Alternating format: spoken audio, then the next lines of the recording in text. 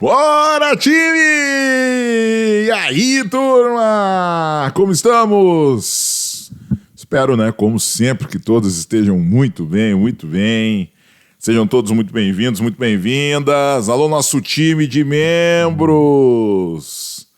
Alô, nosso time de membros. Glaucia, alô, Simone. Alô, Ardênia, alô galera, cadê Daniel? Cadê nosso time de membros? Chega aí, dá o seu oi, dá o seu alô. Juliana, cadê a galera? E aí, vai deixando seu alô, vai deixando seu joinha, sempre importante.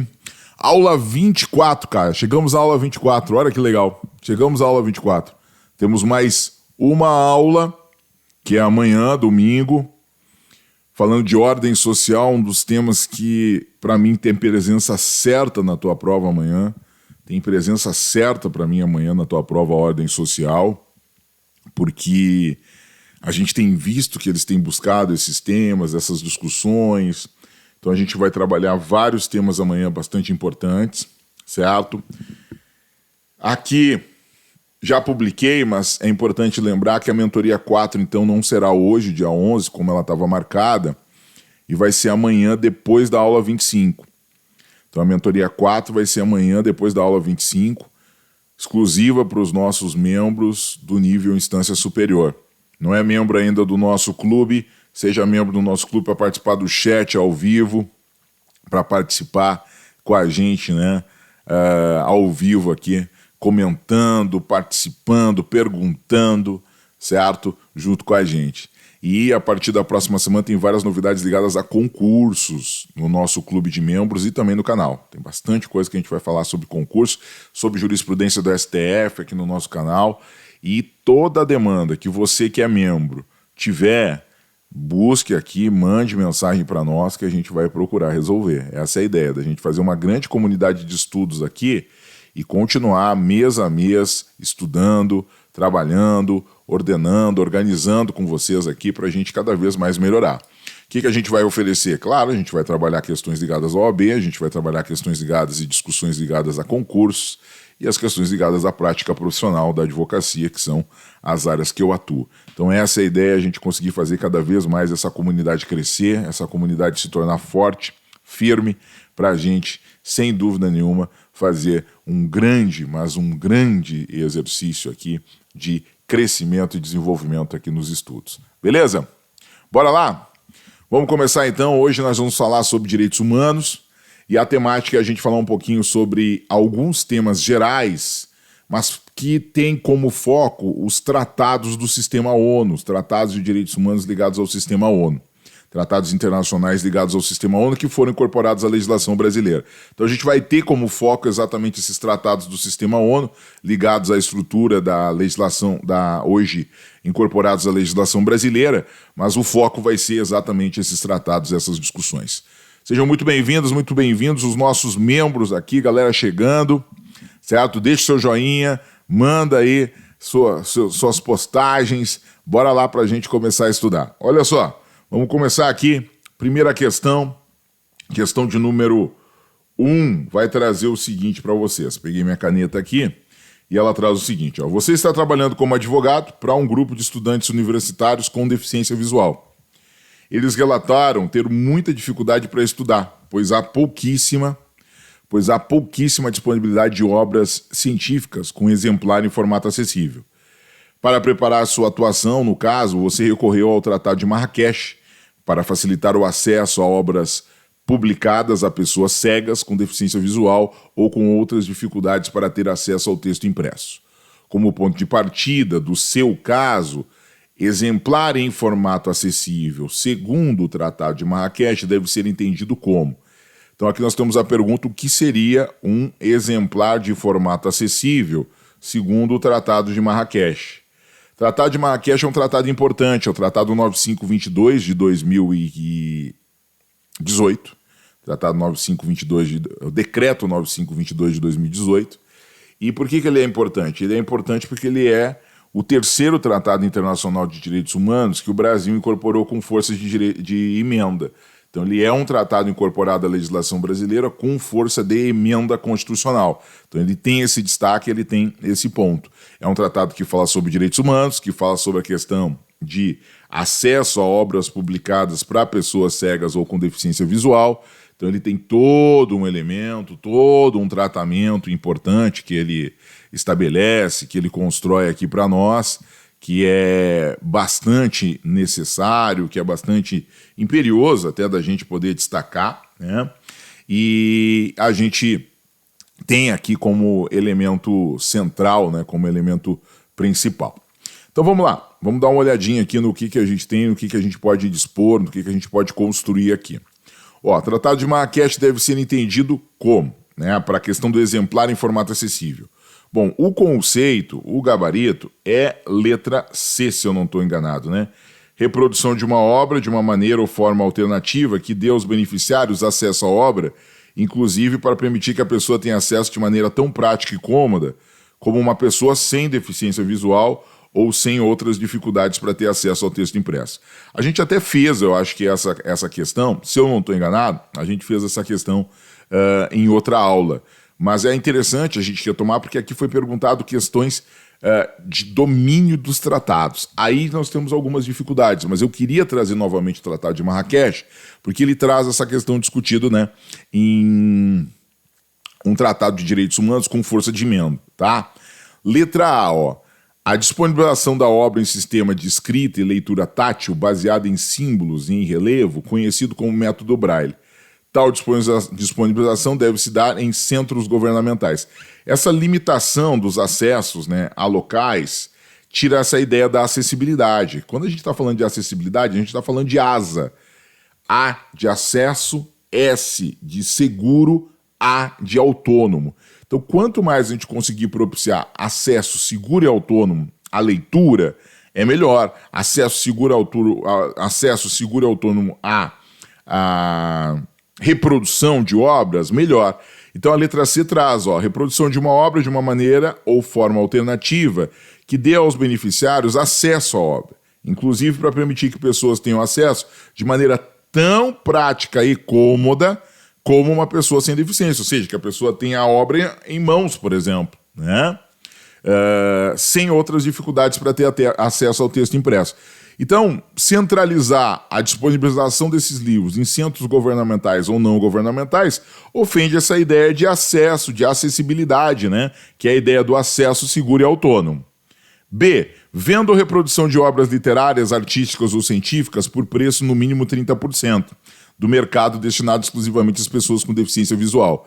As empresas editoriais contarão com isenções tributárias para compensar o custo de produção. Gente, isso não é o acesso para a pessoa com deficiência, isso é uma política pública de redução de preço para tentar fornecer acesso para as pessoas que não têm dinheiro, mas se o livro, se o exemplar não estiver acessível, a pessoa pode editar de graça, mas não vai conseguir ter acesso à leitura da forma alternativa adequada para que ela possa ter a comodidade que pessoas que não têm deficiência tenham ao ler, ao realizar aquela leitura, aquela experiência literária, certo? Então não é esse o foco.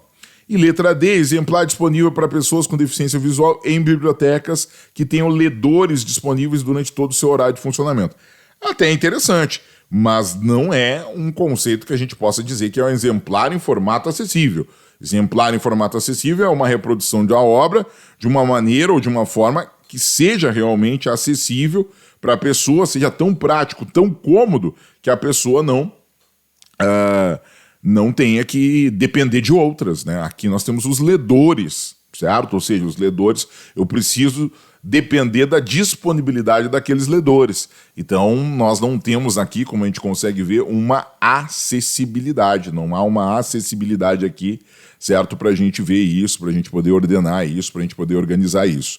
Então, o gabarito está ligado à letra C, ele está ligado exatamente a um conceito previsto no artigo 2º, mas a gente conseguia até resolver a questão se a gente souber o conceito de acessibilidade.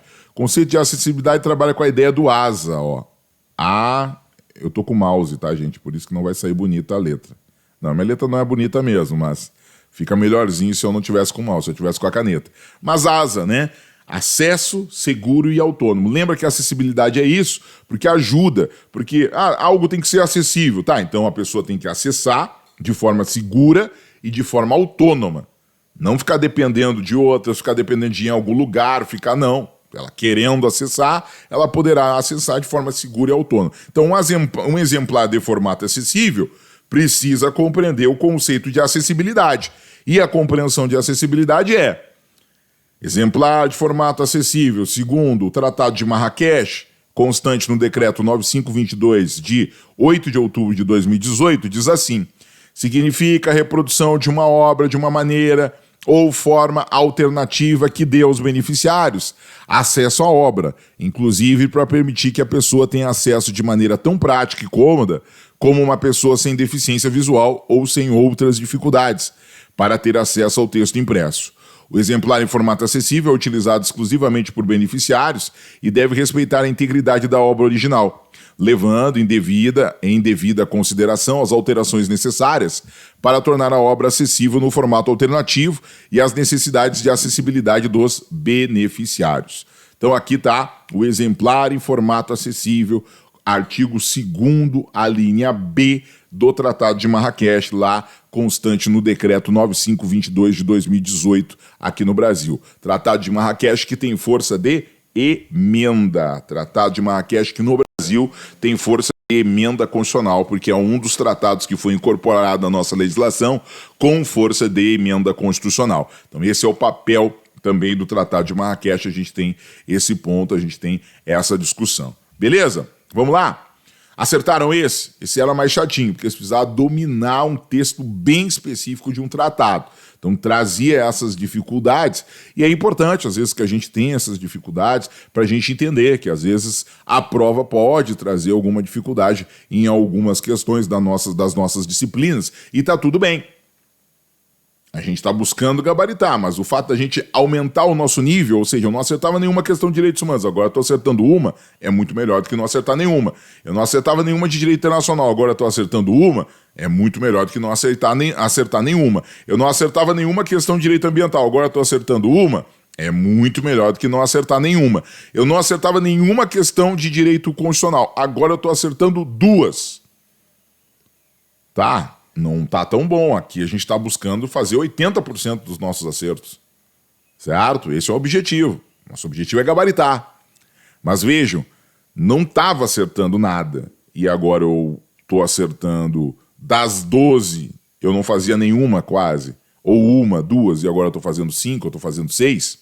Já é muito mais. Se você fazia uma ou duas e agora está fazendo 6, não é o objetivo nosso. O objetivo é que você gabarite. Mas você aumentou 4.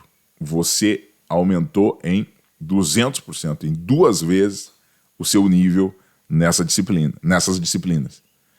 E daqui a pouquinho 4 questões vai fazer você sobrar nas 40, porque você muitas vezes está ficando por 37, 38, 4 questões a mais faz você aprovar. Então vejam que é um ganha-ganha esse crescimento, esse olhar para o projeto 12 questões. Beleza? Vamos para a nossa próxima questão, então. Questão número 2, o governo federal autorizou uma mineradora a prosperar a exploração dos recursos existentes nas terras indígenas. Numerosas instituições da sociedade civil contratam você para, na condição de advogado, atuar em defesa da comunidade indígena. Tendo em vista tal fato, além do que determina a Convenção 69 da OIT sobre povos indígenas e tribais, assinale a alternativa correta. Então a gente tem aqui um documento bastante importante, que é a Convenção 69 da OIT. Veja que a Convenção 69 da OIT nem é um tratado internacional ligado ao sistema ONU, ele é ligado à OIT. Mas todas as discussões da OIT também têm uma ligação com o sistema ONU. A ONU copiou, vamos dizer assim, a estruturação da OIT, a ONU teve como inspiração a OIT como elemento de direitos humanos, porque a OIT é de 1919 e a ONU é de 1945.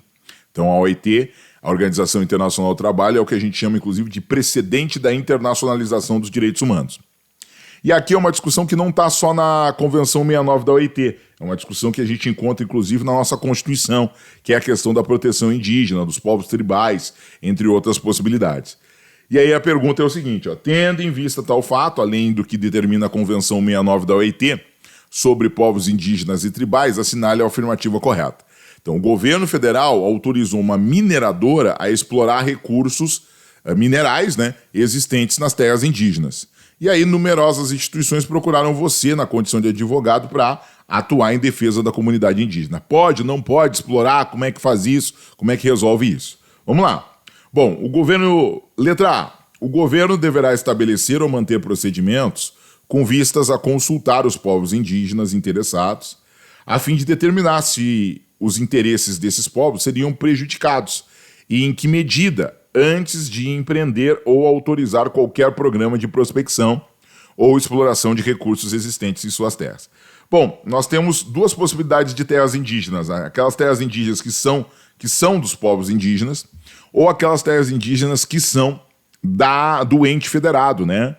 No Brasil, a opção foi essa. As terras indígenas brasileiras, elas são propriedade da União, elas são bens da União. Os índios têm a posse e usufruto das riquezas do solo, dos rios e lagos. Então, os rios não são donos das reservas indígenas onde eles ocupam.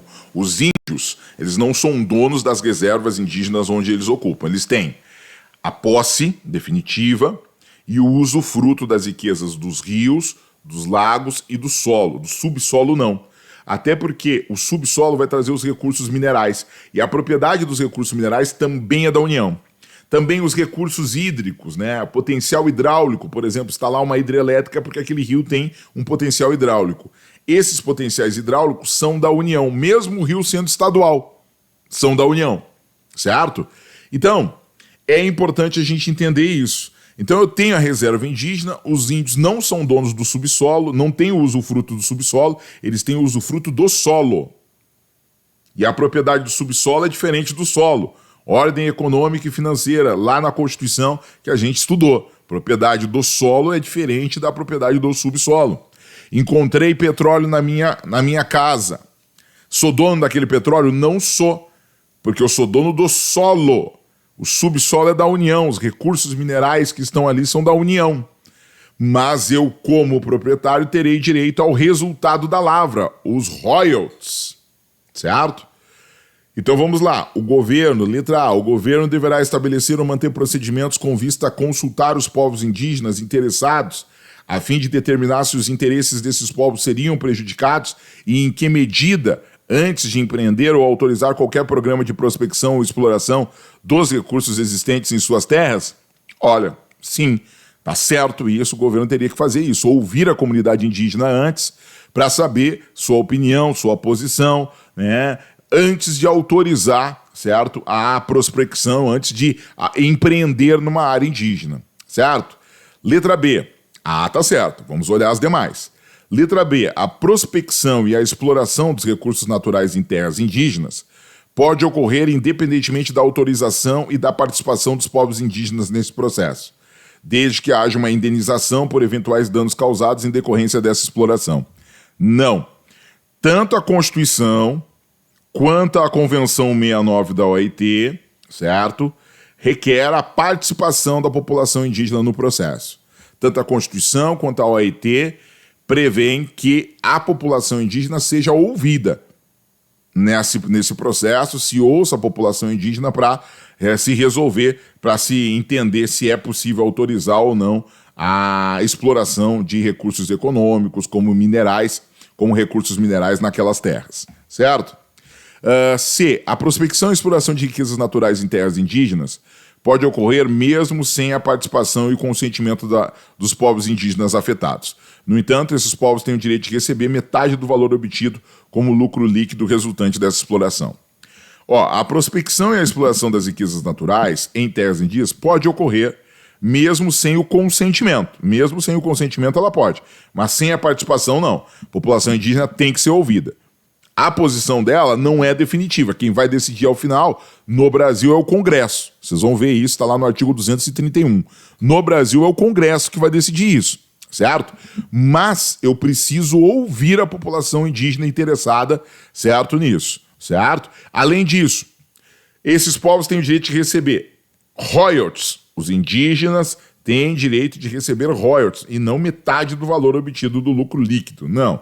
Eles têm direito a receber uma participação do resultado da lavra, que faz ser definida em lei, mas não é metade, certo? São royalties. Royalties não são a metade do valor, senão ninguém vai querer explorar. Vou explorar para entregar metade do valor? Aí não dá, certo?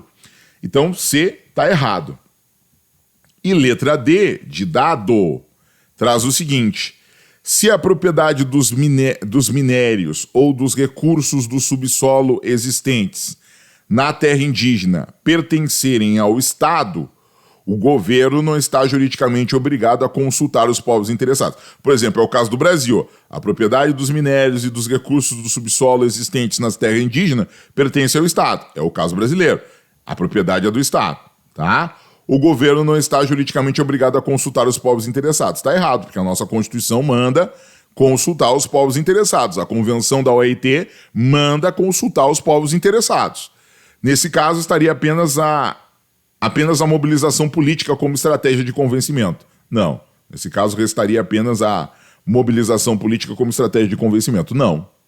Então, letra B está errada, C também, D também. Nosso gabarito, letra A de amor, letra A de Argentina. Esse é o nosso gabarito, trazendo aqui a Convenção 169 da OIT, que está prevista lá no decreto 10.088 de 2019, que consolidou, que juntou todas as convenções da OIT, tá? Em um só decreto. Elas estavam espalhadas, e são muitas. Vejam que nós estamos falando do anexo 72 desse decreto. Então tem no mínimo 72 anexos, tem mais, mas esse é o anexo 72. E a Convenção 69 da OIT sobre povos indígenas e tribais diz assim, no seu artigo 15, os direitos dos povos interessados aos recursos naturais existentes nas suas terras deverão ser especialmente protegidos. Esses direitos abrangem os direitos desses povos a participarem da utilização, administração e conservação dos recursos mencionados.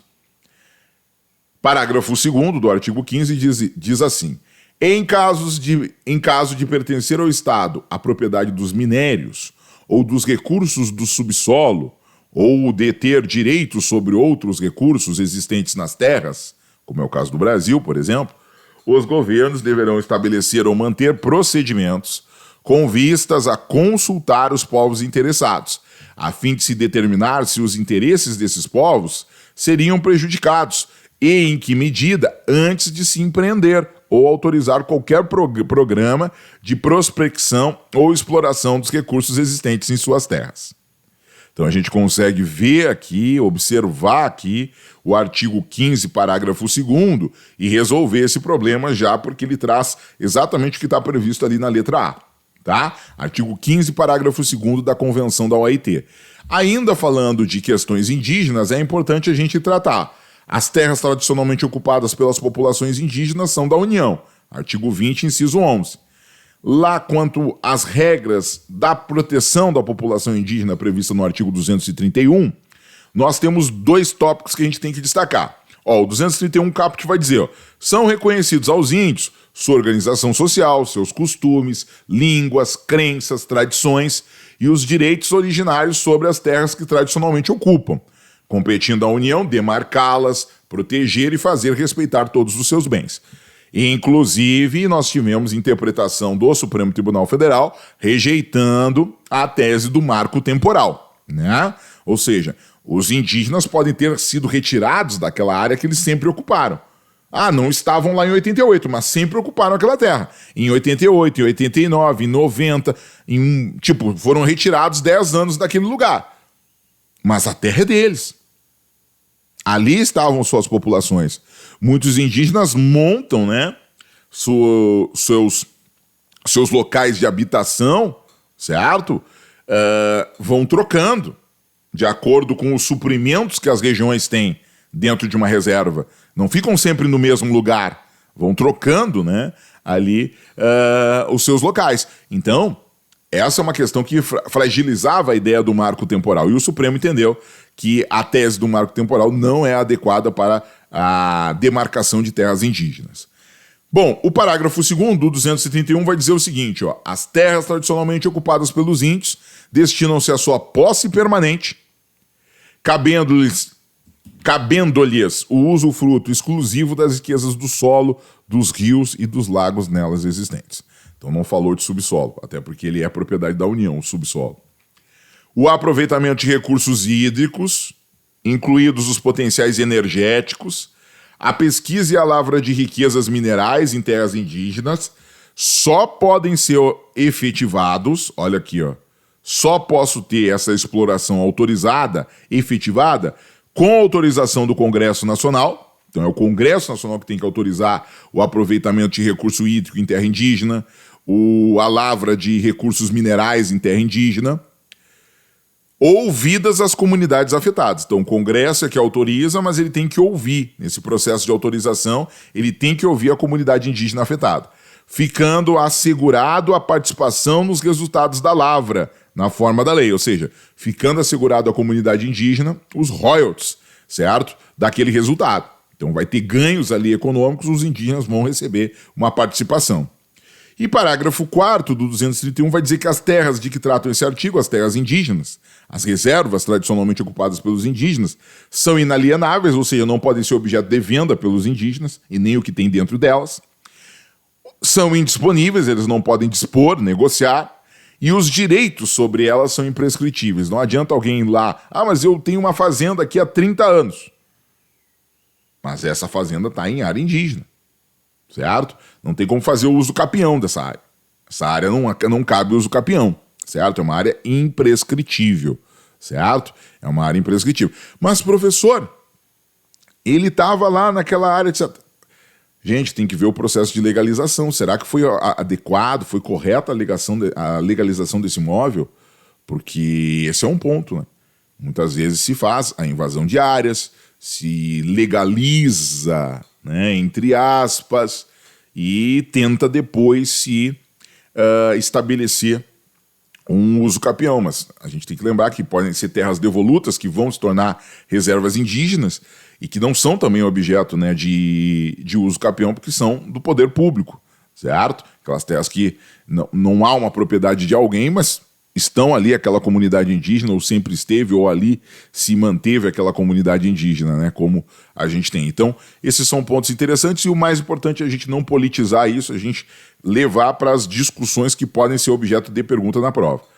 Lembrando, a propriedade as riquezas do solo, rios e lagos, os índios têm direito. Agora, os potenciais hídricos, as riquezas minerais, são da União. Para autorizar a exploração dessas riquezas, precisa do Congresso Nacional. O Congresso Nacional que tem que autorizar a exploração dessas riquezas nas terras indígenas, mas tem que ouvir as comunidades afetadas.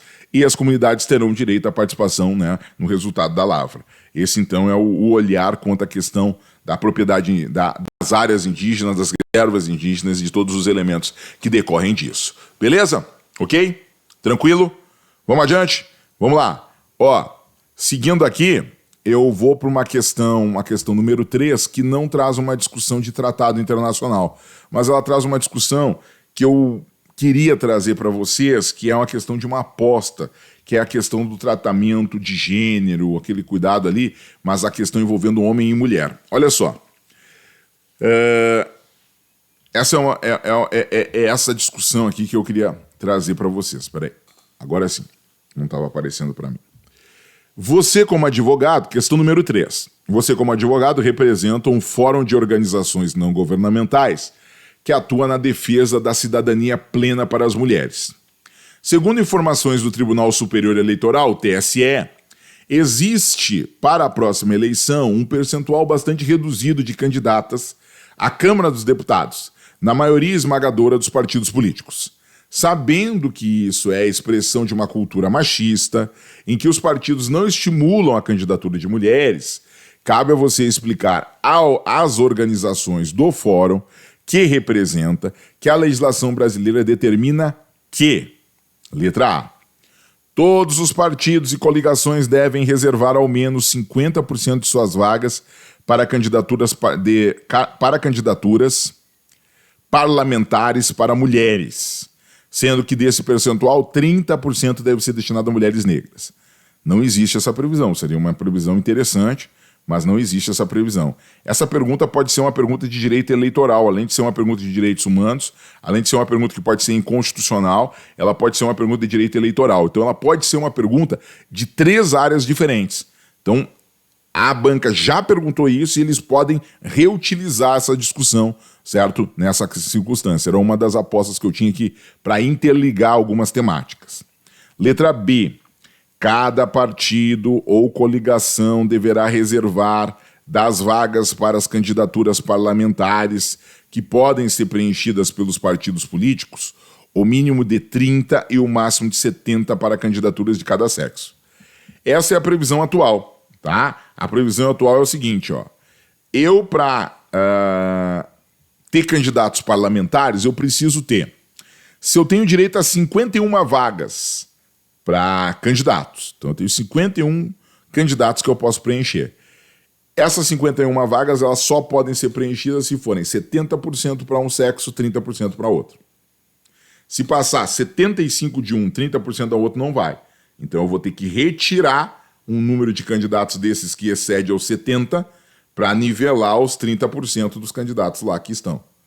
Isso pode ser 70% mulher, 30% homem. O normal que tenha corrido é 70% homem, 30% mulher. Então, se eu tenho 100 vagas de candidatos, 70 tem que ser homem, 30 tem que ser mulher. Se eu tenho 70 homens e 20 mulheres, não poderão se candidatar os 70 homens, os 70% de homens. Eu vou ter que reduzir os 70 homens para um número que caiba nas 20 mulheres, para que as 20 mulheres sejam 30%.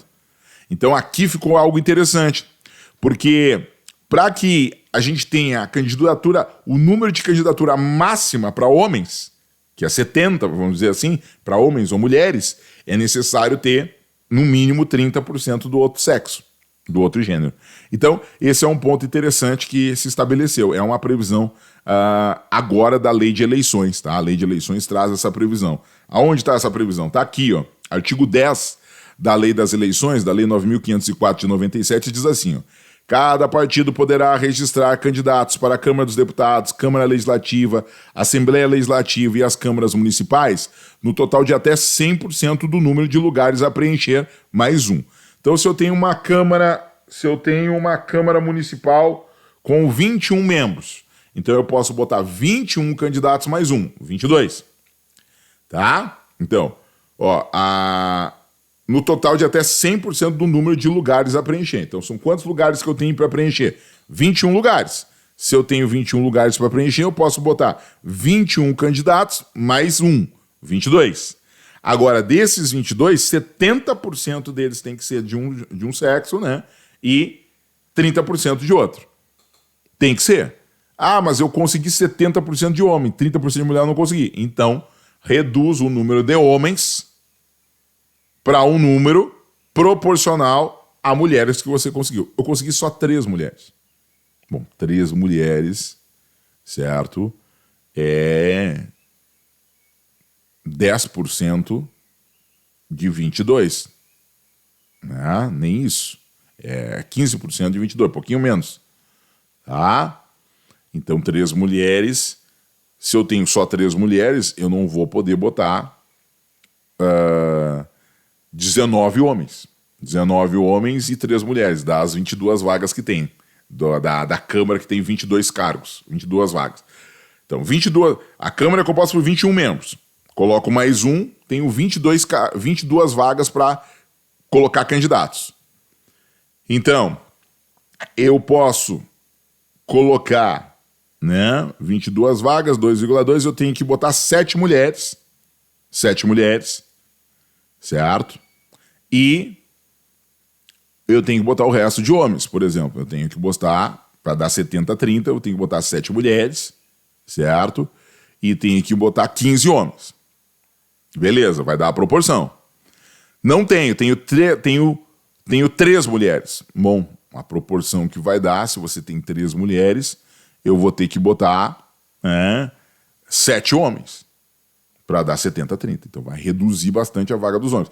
Então isso fez com que os homens que estavam na liderança, no comando, né, fossem atrás das mulheres para conseguir ter um número cheio de candidaturas de homens e ter um número mínimo importante de candidaturas de mulheres, certo? Foi essa a intenção aqui da norma. Então, a previsão é a letra B, tá? Essa é a previsão ali. Ó, C, os partidos devem registrar no TSE planos decenais em que são estabelecidas as estratégias para o aumento gradativo da participação de mulheres, tanto nas vagas para candidaturas parlamentares quanto nas próprias instâncias partidárias. É necessário isso, mas não há essa previsão. E D, tanto os partidos quanto as coligações são livres para preencher a lista de candidatos, de candidaturas às eleições parlamentares, não havendo nenhum tipo de obrigação relativamente a uma eventual distribuição de percentual de vagas. Há essa obrigação que está prevista na letra B de Brasil, na letra B de bola, e estabelecida aqui no artigo 10, parágrafo 3º da Lei 9.504 de 97. Também nós temos algumas regras constitucionais envolvendo os partidos políticos e a representação da mulher. Essas regras estavam até melhores, elas foram diminuídas em 2022. Mas surgiu o seguinte, ó, os partidos políticos devem aplicar no mínimo 5% dos recursos do fundo partidário na criação e manutenção de programas de promoção e difusão da participação política das mulheres, de acordo com os interesses intrapartidários. Tá? E o parágrafo 8 ainda diz, ó, o montante do fundo especial de financiamento de campanha e da parcela do fundo partidário destinada a campanhas eleitorais, bem como o tempo de propaganda gratuita na rádio e na televisão a ser distribuído pelos partidos às respectivas candidatas, deverão ser no mínimo 30% proporcional ao número de candidatas. E a distribuição deverá ser realizada conforme critérios definidos pelos respectivos órgãos de direção, pelas normas estatutárias, considerando a autonomia e o interesse partidário. Aqui nós temos, então, duas regras incluídas na Constituição pela Emenda Constitucional número 117, que estabeleceram exatamente uma forma de tratar, de cuidar, de aumentar a participação feminina nas eleições, de aumentar a participação feminina na política, que é essencial. É essencial. Isso vai dar um salto de qualidade, isso vai dar uma qualificação melhor para a nossa política. Não há dúvida nenhuma disso. Vão entrar mulheres boas, vão entrar mulheres ruins, mas é necessário a gente ter essa visão feminina na gestão, na organização política do país. A gente não tem isso, a gente tem dificuldades com isso, e isso vai fazer uma melhora, sem dúvida nenhuma, na política brasileira. Quanto mais acessível for a nossa política, melhor ela vai se tornar, mais ampla ela vai se tornar, mais a gente trará experiências de outros lugares que poderão acrescentar para as pessoas. A maioria da população desse país é mulher. Essas mulheres precisam estar governando, certo? Precisam estar no comando político para também a gente poder reproduzir coisas importantes que são do viés, do destaque, do olhar das mulheres, certo? Então esse é um ponto. A Constituição está buscando isso, encabulado, de forma pequena ainda, porque a gente tem a maioria dos políticos sendo homens, né? E ninguém quer perder seu espaço, mas é algo que a gente tem que crescer, tem que desenvolver. Beleza? Então, letra B de bola aqui na questão 3, trazendo o nosso artigo 10, parágrafo 3º da Lei das Eleições e também as discussões constitucionais ligadas a partidos políticos, artigo 17, parágrafo 7 e parágrafo 8º. Essa questão, como eu disse para vocês, como eu trabalhei aqui para vocês, ela pode ser perguntada tanto na prova de direitos humanos, de direito constitucional ou de direito eleitoral. Certo? É uma questão interessantíssima para ser cobrada na prova de direito eleitoral, por exemplo, trazendo a interdisciplinariedade aqui de forma bem importante, de forma bem destacada aqui a gente pode trazer. Beleza? Vamos lá, vamos agora para mais uma questão, essa trazendo um tratado internacional do sistema da ONU, que é a questão número 4. A questão número 4 diz assim, ó, você advoga na Procuradoria-Geral do Estado em que reside. Em uma tarde, recebe um telefonema urgente do diretor da penitenciária Anhanguera, que deseja fazer uma consulta de viva voz. Diz o diretor que está com 2 pessoas identificadas como membros do Mecanismo Nacional de Prevenção e Combate à Tortura, MNPCT, e que elas estão requerendo acesso imediato às instalações da penitenciária, onde pretendem gravar entrevistas com alguns presos. Também estão solicitando acesso aos registros relativos ao tratamento conferido aos presos. Com base nas normas de funcionamento do Mecanismo Nacional de Prevenção e Combate à Tortura, cabe a você informar corretamente ao diretor que: letra A. Os membros do MNPCT não possuem direito de acesso às penitenciárias, devendo a visita ser tratada previamente com Secretaria de Segurança Pública e Administração Penitenciária do Estado. Vamos primeiro entender o que é isso, né? Existe uma lei, que é a Lei 12.847 de 2013, que instituiu, em atenção ao protocolo facultativo, a Convenção das Nações Unidas contra a Tortura, ela instituiu o Sistema Nacional de Prevenção ao Combate à Tortura. Dentro do Sistema Nacional de Prevenção e Combate à Tortura, foi criado um órgão, né, que é uma estrutura dentro do Ministério de Direitos Humanos, e dentro dessa estrutura se criou o Mecanismo Nacional de Prevenção ao Combate à Tortura. É composto por 11 peritos e tem entre suas competências, por exemplo, o poder de acessar locais públicos e privados, de privação de liberdade, bem como acessar todas as instalações, equipamentos do local, bem como acessar os dados, informações desse local, para controlar se esses lugares onde a gente tem a privação da liberdade estão respeitando os direitos humanos minimamente das pessoas e combater, além de prevenir qualquer tipo de tortura, ofensa à dignidade mínima dessas pessoas. Lembrando, a pessoa está presa, ela tem que ser privada da liberdade, tem que cumprir a pena de forma séria, de forma forte. O Estado não tem que dar benefícios para ela, mas o Estado precisa respeitar seus direitos mínimos. O Estado precisa respeitar seus direitos mínimos. É disso que nós estamos falando. Nada de mimimi, não estamos falando de xexexê, não estamos falando de... cuidar, coitadinhos, infantilizar, como as pessoas dizem, né, as pessoas presas. Não estou falando nada disso. Estou falando de regra, de norma. Ou seja, é necessário respeitar alguns direitos mínimos da população presa. Eu não posso torturá-los, por exemplo. Mas eles fizeram isso com as suas vítimas. Bom, não é olho por olho, dente por dente. Por isso que a gente tem o Estado, por isso que a gente tem uma civilização, por isso que a gente tem uma sociedade. Pessoas de bem não querem o mal das outras pessoas. Pessoa de bem que quer se vingar do outro não é tão boa assim. E esse sentimento pode existir. E a gente pode se respeitar, a gente pode entender que tá tudo bem. Eu posso sentir raiva de uma pessoa, eu posso querer mal daquela outra pessoa, tudo bem. Agora eu não posso efetivar isso. Dentro do meu querer, tudo bem. Eu não posso efetivar, eu não posso querer que o Estado se vingue das pessoas que eu quero me vingar. Fez isso, agora vai sofrer também. Não é assim. O Estado tem regras. Nós somos uma sociedade, nós somos uma civilização. Então a gente precisa ter esse respeito. Então foi criado esse organismo. Tá? A lei lá no artigo 8º criou o Mecanismo Nacional de Prevenção e Combate à Tortura, MNPCT. Órgão integrante da estrutura hoje do Ministério de Direitos Humanos, certo? Responsável pela prevenção, combate à tortura e outros tratamentos ou penas cruéis, desumanas ou degradantes, nos termos do artigo 3 do Protocolo Facultativo, a Convenção das Nações Unidas contra a Tortura e outros tratamentos ou penas cruéis, desumanos ou degradantes. Entre as funções, são assegurados ao MNPCT, Mecanismo Nacional de Prevenção e Combate à Tortura, autonomia nas posições e opiniões, acesso independente e autorização a todas as informações, registros ou número de identidade, acesso ao número de unidades de detenção, acesso aos locais arrolados no inciso 2 do caput do artigo 3º. Inciso 2 são os locais onde as pessoas são privadas de liberdade.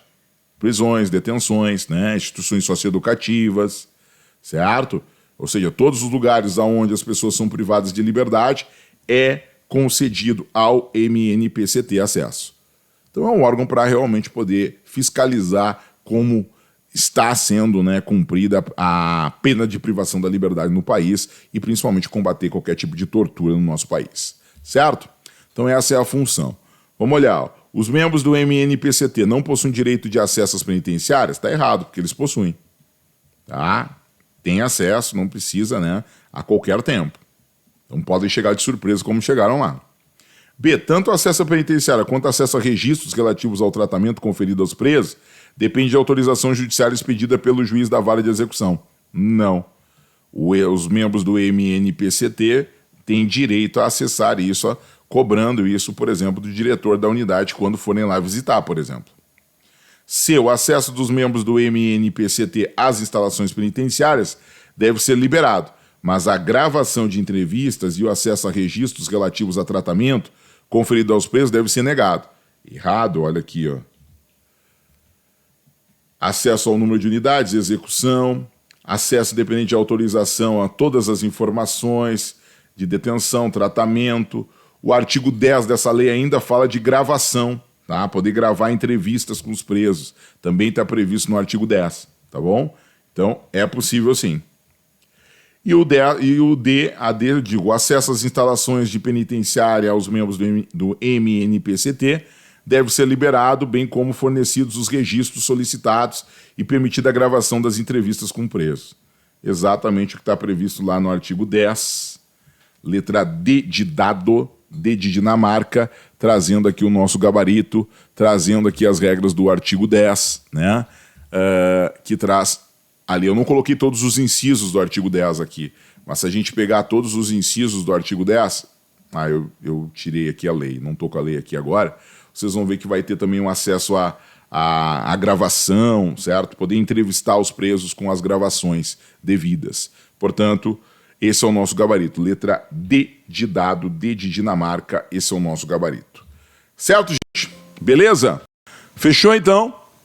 Fechamos as discussões ligadas a essas regras gerais de direitos humanos que a gente estava estabelecendo, que a gente estava ordenando aqui. E com isso a gente fecha a nossa aula de direitos humanos de hoje. Lembrando a todos que a nossa mentoria 4, pessoal do clube de membros, né, de instância superior, nossa mentoria 4 é amanhã, domingo, depois da aula 25. Nossa última aula, depois nós temos 5 revisões. Aí nós fechamos os nossos 30 dias. Sem falhar nenhum dia, trabalhando certinho, trabalhando direitinho, firme e forte, na busca dessa aprovação. Beleza? Fico muito feliz com vocês, fico muito feliz com esse processo que a gente está fazendo. É muito legal ver centenas de pessoas se dedicando aqui e ver que esse esforço, que muitas vezes, que para muitos é gratuito, a galera está respondendo. A minha maior alegria é ver que vocês estão respondendo esse esforço. Isso é muito importante para mim, tá? Porque a gente quer tornar o ensino do direito cada vez mais acessível e democrático. Gente, um forte abraço para vocês. Hoje estou viajando, tá? Vocês vão ver que eu vou estar na Feira do Livro em Porto Alegre. Sou apaixonado por livro. E a feira eu vou desde que eu sou, acho que adolescente até. Então são mais de 30 anos que eu estou na feira. E vou estar hoje na feira, vou estar mostrando a feira para o Pedro. A gente já vai desde que ele é pequenininho. O Pedro já vai, eu acho que, nas 4 edições, né, de feira, eu acho que o Pedro foi, que ele, da vida dele, e acho que vai em todas, enquanto eu puder levar ele. Depois, talvez, se ele quiser ainda continuar, vai continuar. Então, olhem lá, vai ter bastante histórias, vai ter bastante publicação da Feira do Livro. Tá bom? Beijo para vocês, tudo de bom, até amanhã. Amanhã, domingão. 21h30, aula 25, 22h30, mentoria 4, que é aquela mentoria que vai nos preparar para a revisão. E a próxima semana, todos os dias da próxima semana, 12h e 12h, nós vamos estar fazendo a revisão dos conteúdos, apostas minhas, certo? Cada dia vai ter a sua matéria, cada dia vai ter a sua discussão. Beleza? Forte abraço, pessoal. Tô indo nessa. Até a próxima. Valeu. Tchau, tchau.